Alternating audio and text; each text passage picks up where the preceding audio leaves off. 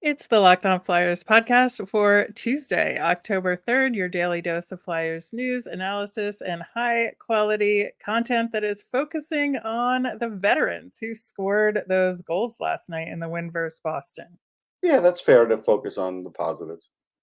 Yeah, we are going to do that. Plus, we'll have our first look at Phantoms camp for our first Phantoms Tuesday of the season, all on today's show.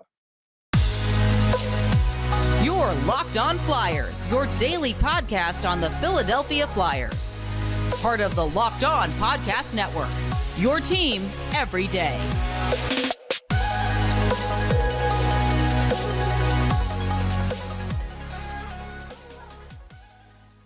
Hey there, and thanks for making Locked On Flyers your first listen every day. I am Rachel Donner. You can find me on the app formerly known as Twitter at rmiriam. I'm here, as always, with Russ Cohen, who's on all your favorite social media apps at Sportsology. And as a show, we are at Locked On Flyers pretty much anywhere you're gonna look. So check us out there. Today's episode is brought to you by Game Time. Download the Game Time app, create an account, and use the code LOCKEDONNHL for $20 off your first purchase. You can subscribe or follow us for free over on YouTube or on the SiriusXM app.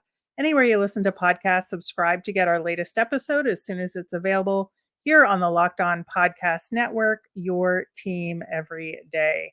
Russ, lo, there was much rejoicing as John Tortorella has returned to the bench. Yes, he found his way to the bench. Yeah, I'm very glad to see, at least for these last two preseason games, that he was indeed behind the bench. So that was very good to see in that game. Just some more news out of camp. It was good to see J.R. Avon was back practicing on the ice. He was obviously on his own away from the main camp, but still just getting on his skates again is good to hear after that MCL sprain. Yeah, no doubt. I mean, we all thought he would be back sooner than later, and he is. He'll go back. He'll eventually get his time with the Phantoms, so it's good. I like the fact that at least he could still skate with the guys because of the missed time, and Right. he'll at least he'll be a little behind, but not terribly. Yeah, I think that's all a good sign. Based on what the Flyers have done so far at training camp with the timing of their roster cuts, I was poised and ready for them to make some more cuts yesterday afternoon prior to the game. Made a little list of all the guys not in the lineup or projected to not be in the lineup and was like, who are they going to send down? And I have to say, I was right about every single one of them except for Ali Lixel and Victor Mete for very different reasons. Okay, and that's fair, but I think this was fairly predictable.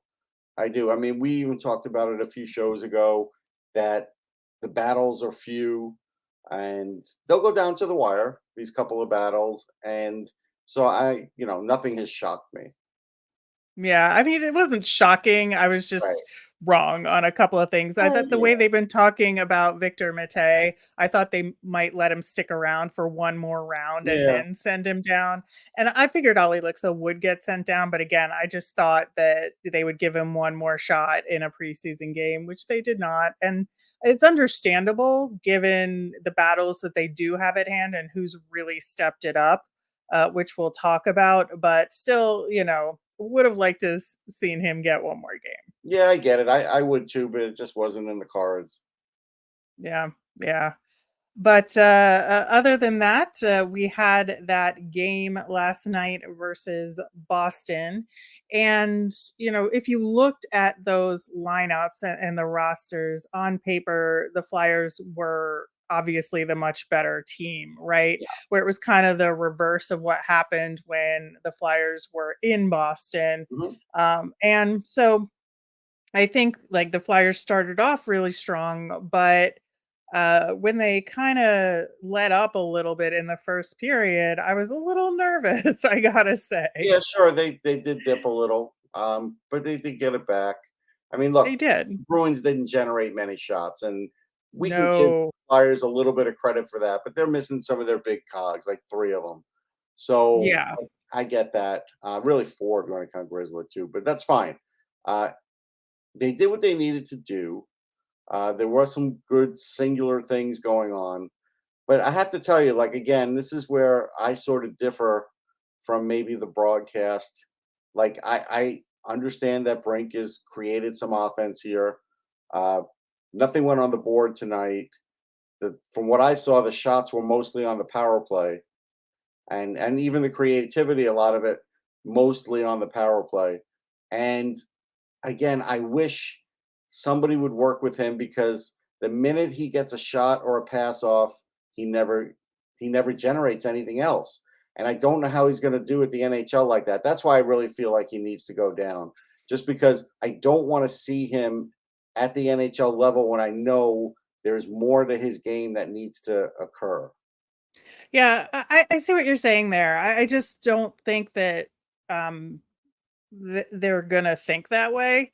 And I think the other problem is that not a ton of other guys have stepped it up in the way that he has in That's fair. I in mean, their eyes. And so it's just a numbers game and saying, well, if nobody else is gonna step it up, we'll give Bobby Brink the slot. Now I'm not saying that's definitely happening, but I right. can see that thought process occurring, right? Yeah, I mean, they pointed out it's between like Allison and Brink and who else? There's one other Tyson Forster. Tyson Forster, thank you. And Forster again, really not much of a game there. I think he's lost a little confidence, and I do think it's better for him to start in the AHL. So either way, I think because of the experience, you're better off going with Allison because I think when you want Brink to be up there, I think you want him to be scoring all the way through. And I can tell you the way he's going with this, he's going to have long stretches without scoring. I could see it. And I don't want that to happen to him. That's my problem. Because again, if he wants his veteran lineup, he could just patch in Hathaway on the third line if he wants, like he can. Yeah, I suppose he could. I just think that at this point, it's not in Tyson Forcer's best interest to go back to the AHL. I think that it's I think it better. is. I think it's better for him from a confidence perspective. I think that getting sent back down would be a real tough blow for him. And No, but if you I listen to like just Marty St. Louis the other day, and he was talking about one of his guys sending them to the AHLs to wait for him to get his confidence back because he'll score goals there. He's not scoring anything right now. yeah, I mean, I see both sides of it. I Yeah. just think that ultimately with him and the way he reacts to things, I think that it's best for him to stay up with the Flyers. I don't know that that's going to happen. And I don't know that it's the worst thing ever if he gets sent down. But I just think he needs to be like, no, you're a part of this team. Like he needs to know that. And then he can go from there. I mean, on one of the last power plays in that game, I noticed that, where he was set up, he was expecting the puck and he really didn't do much else. That's not going to work at the NHL level. It's just not. Well, and that's what's interesting if you look at Brink versus Forster here, because at a certain point in the game, they moved Brink up into Right. the top power play unit and moved Forster into the second unit, and they switched them lines. Now, Right. whether that was planned or not is a question, I think it but was an in-game adjustment. I do. yeah, it felt like an in-game adjustment, and it felt like the right thing to do, at the time, but, yeah, I think that, unfortunately, overall, the power play still is the Flyers' power play, right? Yeah, the Because movement's good. Again, and Cam York at least got a couple of shots through, but the yeah, problem is when you have a guy at the point, you don't want him to be so quick to pass the puck because then you see what happens. Like if he passes the puck too quickly and all of a sudden they're just passing the puck around, it's nice to say, hey, it's got good movement, great. But at some point, somebody's got to get a shot on net and try and create a rebound. And I just feel like there were too many times where, and York's a great passer, but I still don't think he has great confidence in the shot. yeah, well, I think that is a great talking point about the power play. I wanna talk more about it and about that top unit, which will help us talk more about the veteran guys, and how they performed in this game. And we will do that coming up next. Buying tickets to your favorite events should not be stressful. Game Time is the fast and easy way to buy tickets for all the sports, music, comedy, and theater near you. They've got killer deals on last minute tickets and their best price guarantee, so you can stop stressing over the tickets and start getting excited for all the fun you'll have. My favorite part of the Game Time app is that it's great for getting notified about last minute tickets and flash deals. Plus, you can get that all important view from your seat. The game time guarantee means you'll always get the best price. If you find tickets in the same section and row for less elsewhere, Game Time will credit you 110% of the difference. Also, the tickets are sent directly to your phone, so you never have to dig through your email. Snag the tickets without the stress on Game Time. Download the Game Time app, create an account, and use the code LOCKEDONNHL for $20 off your first purchase. Terms apply. Again, create an account and redeem with the code LOCKEDONNHL for $20 off. Download Game Time today. Last minute tickets, lowest price guaranteed. On the Wednesday show, we'll be talking more about what we want to see and the outstanding questions we have for that last preseason game. Plus, we'll answer your mailbag questions. So get them in. You can email us at lockdownflyers@gmail.com. You can send us a DM on the app, formerly known as Twitter, or comment over on YouTube. So Russ, talking about that power play and how the veterans were playing, that first power play unit really is still struggling so far. Yeah. And I think that when you're looking at Sean Couturier and Cam Atkinson right now, you can look at their play individually, but they were out there together on that top unit, which I think ultimately that's what you want, right? But I think right now it's kind of a catch-22 putting them out there together because they're still kind of getting their games back. And so I think that inherently, especially with the timing that's required on a power play, maybe it wasn't like the best thing to do for right now. But again, you want them getting comfortable playing with each other on that power play unit for the future. So like, how do you handle that? Yeah, I think for preseason it was fine to handle it that way, and I think they're gonna realize what you said, Yeah. and Yeah. they'll have to make that adjustment, and that's fine. I just was looking at Cam York's night, and he had 3 shots. And if you're a point guy, you gotta get more than 3 shots going, like you just do on 4 power plays. Like, they were 0 for 4. When you're the top power play guy, you gotta get more than that. You have to generate more than that. And I hope that they would focus on that with him because they don't have a lot of options at that top point spot. And look, they do have some veterans that definitely could score on the power play, like Konechny and Atkinson and Couturier when he eventually gets it going. At least, Atkinson looked really good, so that was good. Hmm. And so that's, you can now say, all right, you can count on him a little bit on the power play. I can't count Couturier yet because he really does not look like himself. I have to be honest, Yeah. other than faceoffs. Right, and I think that that's really the main thing right here when you're looking at Sean Couturier and Cam Atkinson and they're getting back into the game. Cam Atkinson definitely looks a lot better than Sean Yes. Couturier at this point. I think the broadcast had it spot on, the way that they were talking about Cam Atkinson in this game. Now, I wouldn't go overboard, but at the same time, I do think he looks really confident out there, and he looks like he's really comfortable doing what he does best. Yeah, and I think that's fair. And I think based on that, you keep him on the top power play, but you do have to figure out some things because you can't. I mean, I don't know how to stress it. You can't go through another season with this coaching staff and the power play being bad. Like, you just can't. Because again, if it's bad for another season, Danny Briere has to look at things and say, okay, there needs to be some changes here. And that might mean changes some coaches too. And I'm not talking about John, but I'm talking about some of the other coaches because you have enough to have a decent power play. Right now, there's Yes. enough players on the, especially tonight with the matchups that they had. And Swayman's a good goalie, but otherwise, defensively, they had some easy matchups there, other than Hampus Lindholm out there. And they had a couple of good shots here and there, but they just couldn't put it in. And at the end of the day, they needed to do that. Yeah, and I was trying to think about it because I was watching Travis Konechny for a Mhm. while. First of all, very glad to see him get on the board Yeah. in this one. Very important, I think, for his game to have a preseason goal, just to feel confident going into the regular season that he can put one in the net, right? Because we know he can get Yes. a little in his own head about Oh it, yeah. and No. It's you good know, that he got on the board. I agree with you. yeah. Yeah, so I think that was really important, but I think in terms of the power play, I don't think his timing was quite 100% there, and the No. positioning was as good as it could have been on that top power play unit. And so I'm hoping these guys again just get more comfortable as we get into the regular season, and they step it up because it is in fact real games when we get to the regular season, and there's just like an extra level of play. And so, thinking about all these veteran guys that are going to have to do that and carry this team, Travis Konechny is near the top of that list, right? Yeah.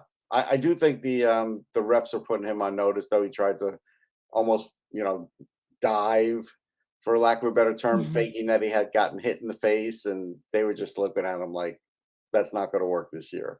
So he, No. not without any blood. So that was interesting to see because that is part of his game. So he's gonna have to get more inventive with that. We should say Morgan Frost had a really good game, Oh, and yes.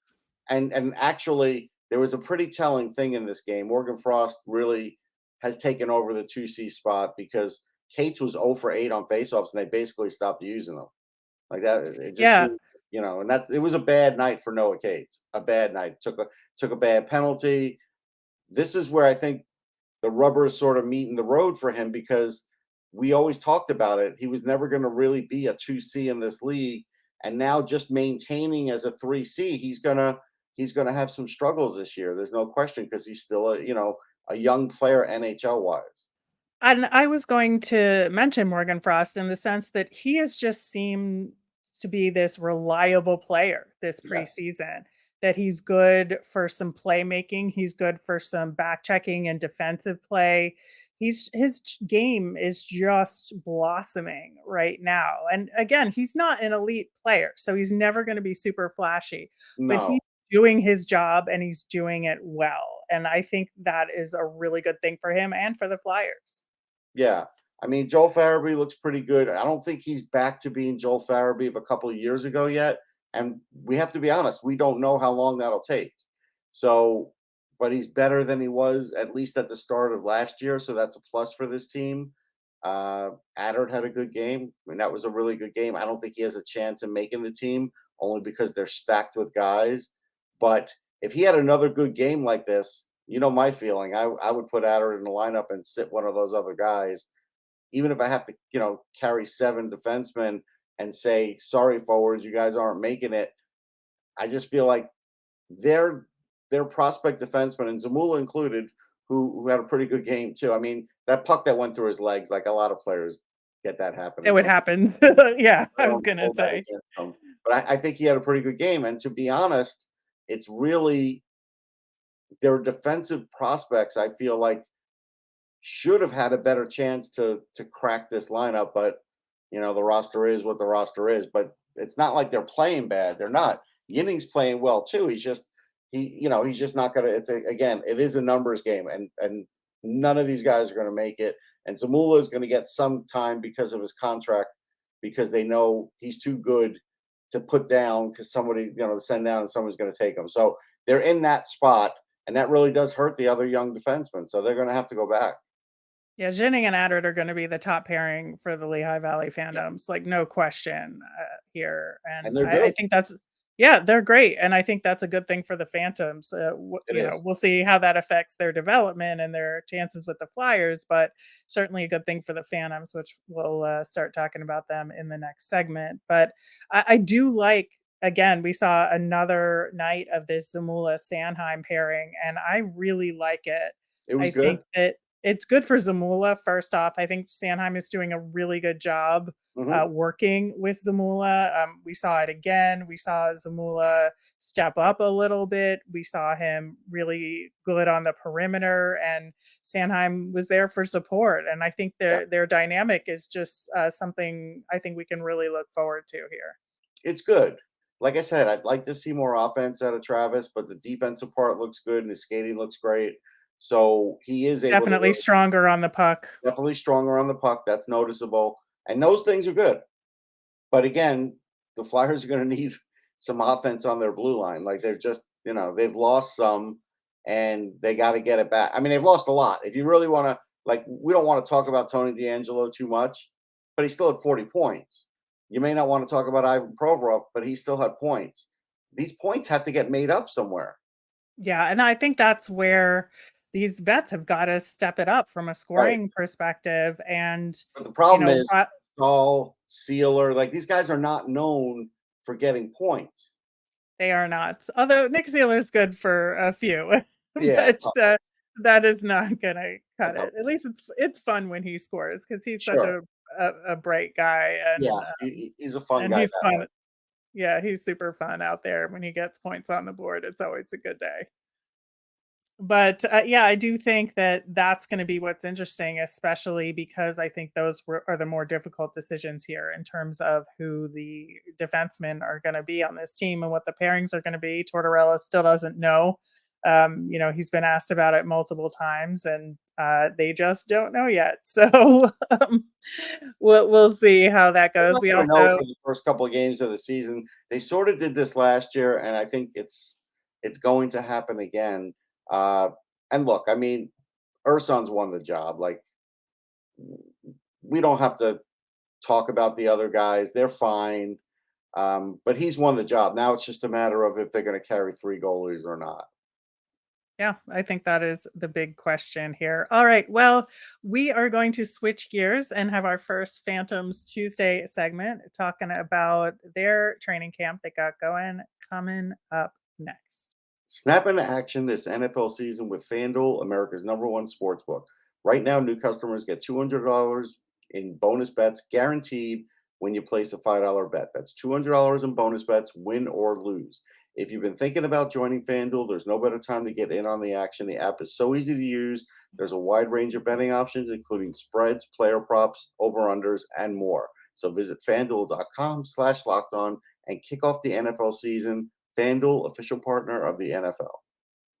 All right. So Phantoms camp started this past Sunday, and there were 23 players there on day one. Of course, we'll have those additional guys joining that we talked about earlier in the show. And I think that for the Phantoms, this is a really important year for them. I think that they made the playoffs this past season. And, as we've been talking about this whole time, they're going to have some of the top Flyers prospects down there just because there isn't room for them on the Flyers. Right. And I really think that does increase expectations for them this season. It's going to increase expectations. From a name perspective, the team's better than last year. But again, look, if we go with hardened facts of guys making it to the NHL for a cup of coffee or for 100 games, even some of these names of top prospects of Flyers guys aren't going to make it. They're just not, right? And so this year, I feel, is going to be the year that they're going to weed some of them out. And I don't expect it to be Elliot Denoye, but it could be Elliot Denoye. It happens. Sometimes prospects fall off. And so you have to see how that's going to work. So there is going to be a lot of pressure on the guys that got some NHL time for sure. And then there's going to be pressure, let's just say if Brink is in the AHL, there'll be pressure for him to be one of the top 2 or 3 scorers, which I think is reasonable. Same with Forster. If he gets sent down, he's going to be expected to do that. So that's just the way it is. I think look, Granz did nothing wrong. I told you, I think right. You can plug him in the NHL and he's fine. But that's fine. Doesn't matter. Right now, that's where they want him. No problem. Zamolik, I don't think has a chance of playing in the NHL this year. We know Millman doesn't. and I don't mean that disparagingly. It's just he's never going to get a chance. So really, right now the guys that are there as of Sunday, Grands is that the best, and there'll be one or two more joining him, probably two more, and so that's half their defense core. So that's good. That's a good defense core. The other guys are good complementary players, and so I do like the look of that. If for some reason, let's say Brink and Forster were to stay up with the Flyers, then this team's going to have a scoring problem.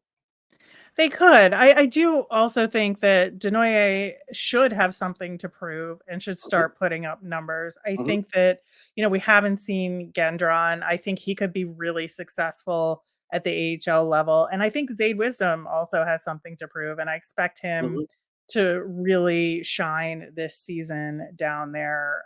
So I do think there'll be more of a scoring by committee with the Yeah. Phantoms this year than maybe there was last year. Obviously Artem Anisimov isn't there, potting goals right and left either. So they're going to have to get it from throughout the lineup. And you would hope that the more prospect heavy side of the lineup would be, getting 2/3 of these points, right? That's kind of Yes. what the balance I want is, like, proper prospects getting 2/3 of the points and AHLers getting 1/3 of the points, except for Yeah. maybe somebody like Garrett Wilson who can just pot goals at the AHL level too. Yeah. And But I think like, Ethan Sanson could have a really good season, and I think yeah, Ethan Avon's gonna be pretty Sampson. good as a rookie, but we don't know when he's going to get in there. But the other thing with call-ups is, and I have to mention it now, because we had been talking about this in the press box.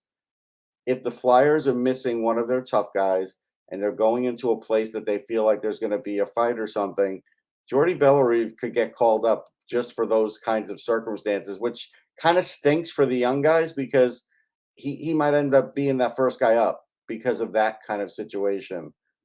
And, I don't love that. I don't love that either. Maybe like against an Islanders team Yeah. Yeah. is kind of the situation where that might happen. Yep. If it's for one game or two games, I'm not gonna get Right. upset about it. If it's for more than that, that's when I have a problem, right? Right. But you can see where that's going to happen or could Um, happen. it could happen. Yeah. It could happen because it did happen last year. Yeah. Like Bellerive did get a call up last year, and um, obviously nice guy, works Yeah. super hard. So it's not like it's undeserved in a lot of ways. It's just maybe not the best of circumstances for the Flyers overall. Right. I just think the Flyers fight too much. Like that's just my feeling. I would like to see them turn the corner and do a little less fighting. I don't care if they're physical, be as physical as you want. But I would like Hmm. to see them be more of a skilled team, and they're kind of heading that way, but really slowly. Like they're kind of slowly heading that way. Their lineup still, like we know with some of the young guys that they have, they could have a more skilled lineup to start the season than what they're going to go with. Yeah, That's what's not good. absolutely. So for the Phantoms, they have their first preseason game tonight against Wilkes-Barre Scranton. Then they've got two games this weekend, again against Wilkes-Barre Scranton on Saturday, and then against Hershey on Sunday. So that'll be, especially these upcoming games on the weekend, those will be a really good chance to see what the Phantoms roster could be looking like as well this season. That will do it for today's show. Thanks so much for listening. On tomorrow's show, like I said, we're going to focus in on those outstanding roster questions. Plus, we'll have your questions on the show. So get those mailbag questions into us. Again, comment over on YouTube, email us at lockedonflyers@gmail, or send us a message over on Twitter. I am Rachel. I'm on the app formerly known as Twitter at rmiriam. That's RMIRIAM. I'm Russ. I'm at Sportsology, SPORTSOLOGY. Have a great day.